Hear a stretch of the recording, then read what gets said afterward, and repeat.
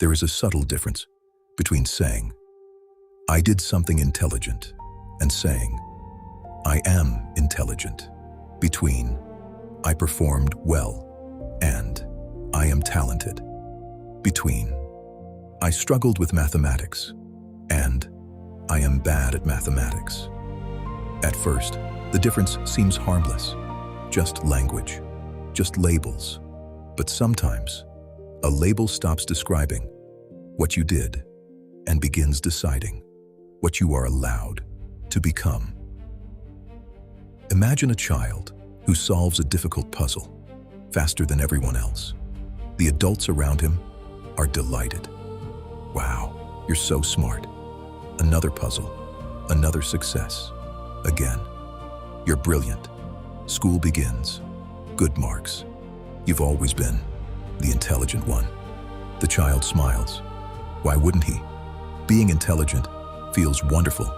It brings attention, approval, status, perhaps even love.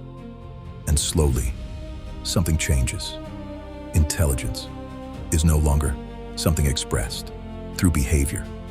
It becomes something that must be protected. Now imagine that same child a few years later. The teacher places 2 assignments on the desk. One is easy. He knows he can perform well. The other is much harder. He might struggle. Which one should he choose? Logically, the difficult one offers more learning. Psychologically, it may offer something else. Risk. Because if I am intelligent, and intelligent people are supposed to get things right, then difficulty creates a frightening question. What if I try and discover I'm not? Suddenly, the easy assignment is not laziness.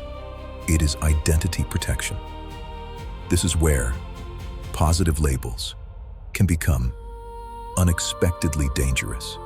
Not because there's anything wrong with recognizing ability, but because when worth becomes attached to possessing an ability, the person may become afraid of experiences that could challenge the label.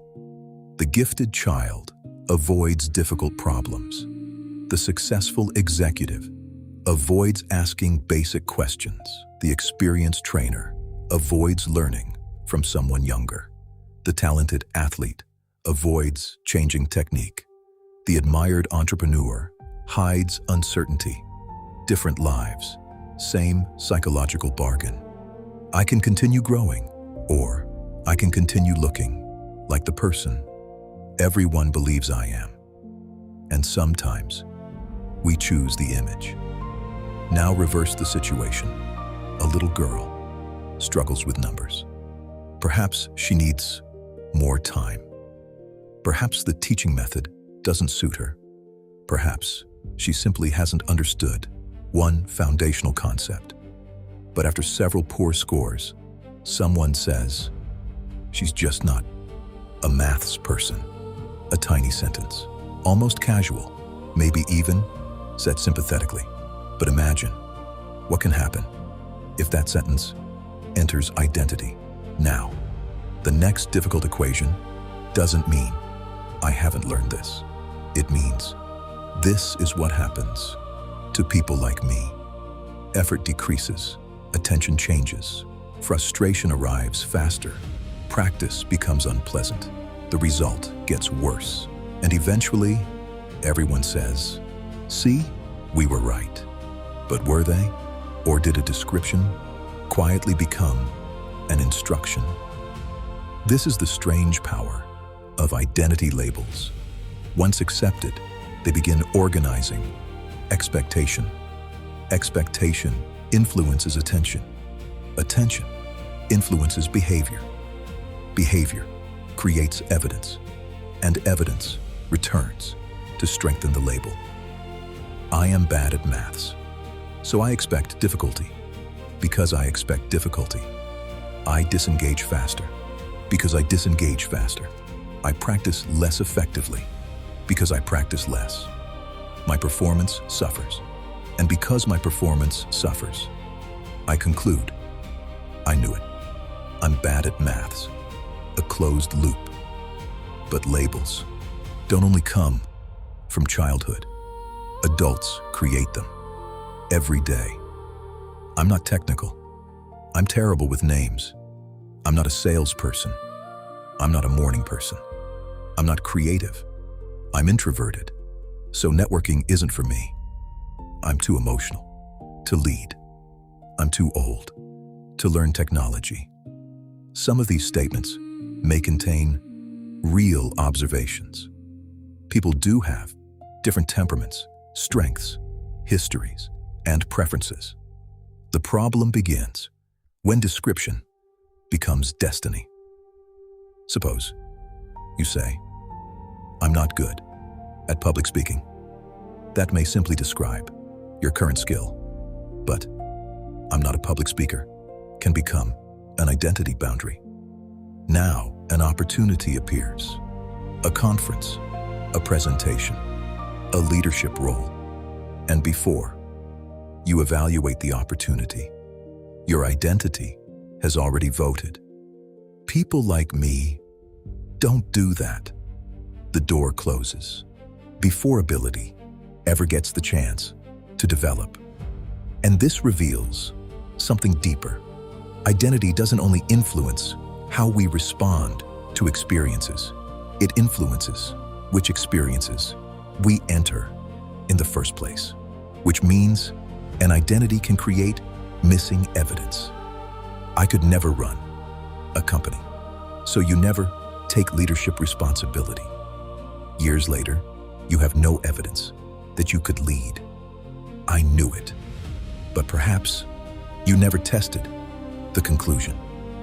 Imagine a room with 10 doors. Behind each door is an experience that could teach you something new. But your identity stands at the entrance like a security guard. Not for us. Too risky. We'll look stupid. That's not our thing. You've never been good at that. And one by one, doors remain unopened. Then years later, you look around at the smaller room you've been living in and call it your personality. This is why we need to distinguish identity from capacity. Identity asks, who am I? Capacity asks, what can I currently do? And what might I develop? Those are different questions. Perhaps you are not currently a strong negotiator. Useful information. But I am bad at negotiation can turn information into imprisonment. A more accurate sentence might be, my current negotiation skills need development. Now, the problem has somewhere to go. Remember what we discovered in psycho-cybernetics. The self-image can become a psychological target.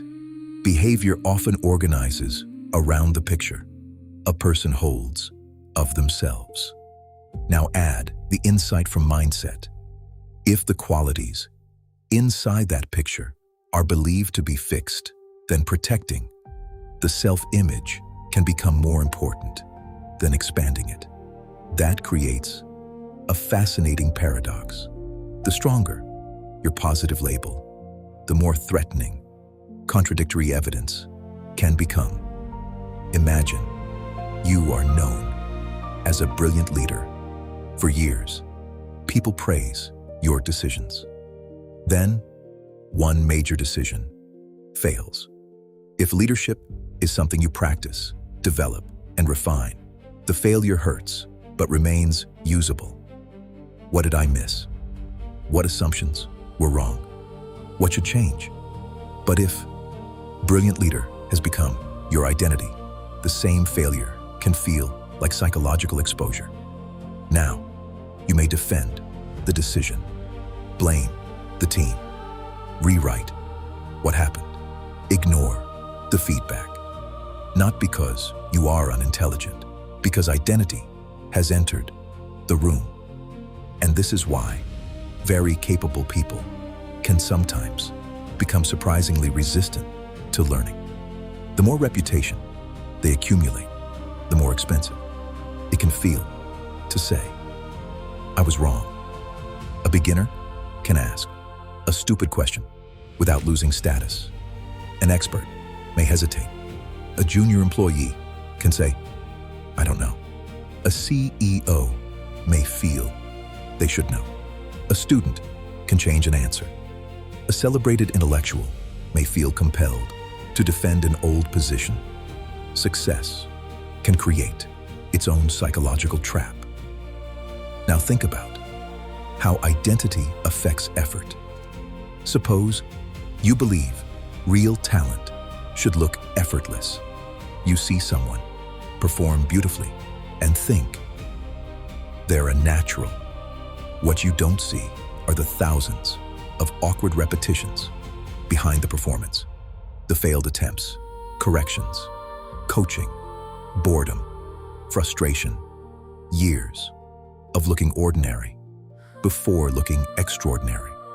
But if talent means ease, then effort becomes suspicious. If I have to work this hard, maybe I'm not really good at it. And now, the very thing that develops ability starts feeling like evidence that ability is absent.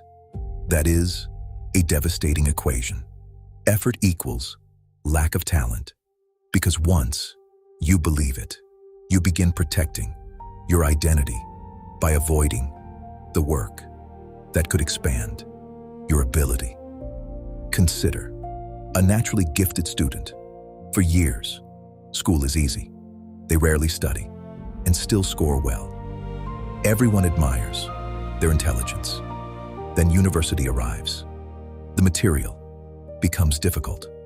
For the first time, they need structured study, repetition, questions, help. But because they built an identity around effortless intelligence, studying hard feels almost humiliating. What happened to me? Nothing happened. The environment finally demanded skills that natural ability alone couldn't provide. But if the student interprets effort as evidence of decline, they may retreat exactly when development should begin. This pattern can follow us into adulthood. A founder who was brilliant at starting a company may resist learning how to manage a large organization. A therapist who was praised for intuition may resist structured feedback. A creator whose early work became successful may become afraid to experiment because the next project might fail publicly. A leader may stop innovating because innovation requires becoming a beginner again. And here we find one of the deepest tensions inside human growth. Every new level asks you to temporarily surrender some certainty about who you are. The expert must become a student again. The successful person must risk looking unsuccessful. The intelligent person must ask a basic question. The confident person must admit fear. The leader must say, "I don't know." And if identity is too rigid, growth begins to feel like self-destruction. But there is another possibility. What if the identity itself contains development? Instead of, "I am intelligent," what if the deeper identity becomes, "I am someone who learns"? Instead of, "I am a great leader," I am someone who keeps becoming a better leader. Instead of, "I am creative," I am someone willing to create bad work until better work appears. Instead of, "I am confident," I am someone who can act even when confidence isn't available yet. Now, difficulty doesn't contradict the identity. Difficulty confirms it, because a learner is supposed to encounter things they don't know. Imagine the freedom inside that identity. You can be wrong and remain whole. You can fail and remain capable. You can ask and remain intelligent. You can struggle and remain talented. You can begin badly and remain someone capable of becoming better. But where do our original beliefs about ability come from? Why does one child learn that mistakes are information while another learns that mistakes are embarrassing? Why does one person experience effort as growth while another experiences the same effort as proof that they're not gifted? Sometimes the answer begins with something that sounds completely innocent: praise, the words we use when someone succeeds. You're brilliant. You're a natural. You're gifted. You're the smartest child in this class. Words intended to build confidence can sometimes teach a hidden lesson about what must now be protected. And once we understand that hidden lesson, we begin seeing praise itself very differently.